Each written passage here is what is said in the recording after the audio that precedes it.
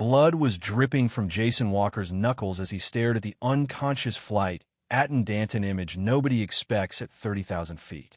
The other passengers froze, shocked silent, eyes wide with something between fear and awe.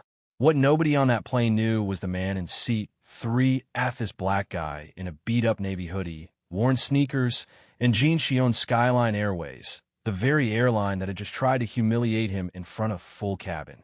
You hear stories about discrimination, about how power works in America, but sometimes it comes at you in ways so raw, so public, there's no ignoring it. Before we get into what happened next, drop your location in the comments. Let's see how far this story travels. If you've ever seen someone get treated differently on a plane, a train, at work, at a restaurant, yeah, this one's gonna hit home. Hit that like button. Subscribe for more stories where justice doesn't just knock, it blows the door off the hinges. Now, let me back up a sec. Let's rewind to where this whole ride began. Jason Walker, 45 years old, billionaire CEO of Walker Industries, had made a habit of flying under the radar literally. No suits, no watches that scream money. That day, he just wanted to see what it felt like to be nobody special again. What almost nobody on that flight realized was 3 weeks earlier, Walker Industries had quietly acquired Skyline Airways, a deal so hush-hush even the staff didn't know. And Jason, being Jason, wanted to feel the company's culture from the inside out before announcing any changes. He slides into 3A, stows his carry-on, flashes a polite smile at the flight attendant Stephanie Miller, her badge gleaming, platinum blonde hair, pulled so tight you'd think she was afraid of losing control, and within minutes, she's on him. "Sir, can I see your boarding pass again?" All ice and no warmth. Jason hands it over. "Is there a problem?" She gives him the just routine line, then moves on to the white guy in a t-shirt across the aisle, all smiles and small talk. No ID check. Yeah, that happened. Jason noticed he'd always did. It's why he was there. Born on the south side of Chicago, raised by a single mom who worked 3 jobs and still found time to make sure her son read every book in the local library, Jason learned early that the world came at him differently. Scholarships, degrees, a tech company built from his garage into a global empire, none of that changed the looks he got, the questions he faced, the way security guards would follow him through stores while white guys in sweats got to wander free. It made him stubborn as hell about dignity, his and everyone else's. Skyline had a problem. Complaints about discrimination were stacking up for 2 years straight. Management called them isolated incidents. Jason called that denial.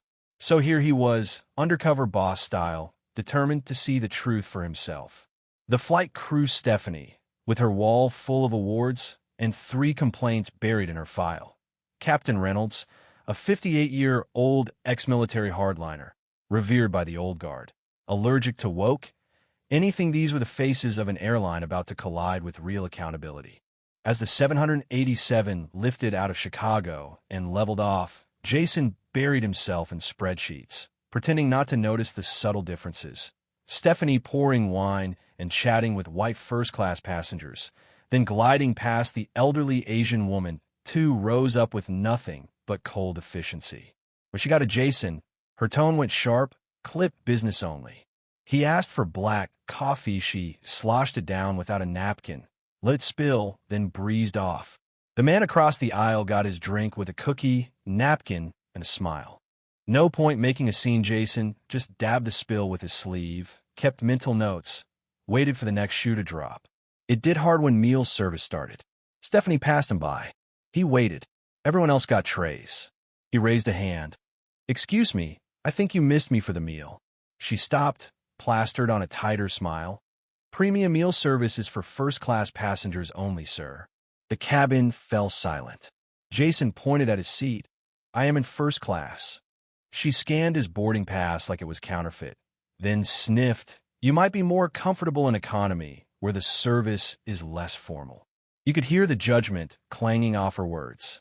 Jason sat there, holding it together. "No, I like the meal I paid for, same as everyone else." She finally brought a tray different from the rest, with an overcooked hunk of steak, limp vegetables. And as she set it down, her elbow accidentally tipped red wine onto Jason's laptop, killing it dead. That was his only copy of a speech for tomorrow's keynote. Still, he said nothing. But someone else couldn't keep quiet. "That was no accident," came a voice Diane Foster across the aisle, setting down her book, glaring at Stephanie. "I've been watching you treat this gentleman differently since boarding. You've checked his ID 3 times, skipped him at meal service, and now you've ruined his property." She looked around, voice rising. "I'm an attorney. This is textbook discrimination." Now the whole cabin was tuned in. Stephanie's face went red as she reached for the service phone. "I'll need to inform the captain about this disruption." Within minutes, Captain Reynolds stomped up, all authority and annoyance. "What seems to be the problem here?" he asked Stephanie, not Jason. She told her version, "Gentleman causing a disturbance." Jason sat calm. "Captain, I was denied meal service, and when I requested equal treatment, wine was spilled on my computer." The captain looked him up and down. "Sir, first class is standards. If you're uncomfortable with our service, we can move you to another section." Translation: "You don't belong here." Diane cut in. "I'm recording this for documentation. Federal law allows it, by the way." Reynolds bristled, tried to bluff about policy, but Diane shot him down. The whole thing was spiraling, and you could see who felt threatened: the ones who'd always gotten away with this stuff before. Back in his seat, Jason messaged his assistant on encrypted Wi-Fi, code Amber at Skyline. "Meet me at SFO with legal and PR, full protocol." This wasn't his first rodeo. Every insult, every closed door he'd ever faced as a black man in America fueled what he did next. Diane slid over to his row. They picked the wrong person to mess with today. He almost laughed. They have no idea. 3 tense hours later, the plane landed in San Francisco. As everyone gathered their things, Jason stayed seated, trading numbers with Diane. Suddenly, the intercom crackled. "Crew, please remain on board." At the jet bridge, Jason spotted his team in suits: Angela Daniels, HR boss; Terrell, his trusted assistant; 2 lawyers. They boarded, formal, all business. Captain Reynolds blustered about protocol, but Terrell handed over a document. "Immediate operational review, authorized by Skyline headquarters." Stephanie's face went from annoyed to pale as Jason stood, accepted his company badge, and finally introduced himself. "I'm Jason Walker, CEO and owner of Skyline Airways."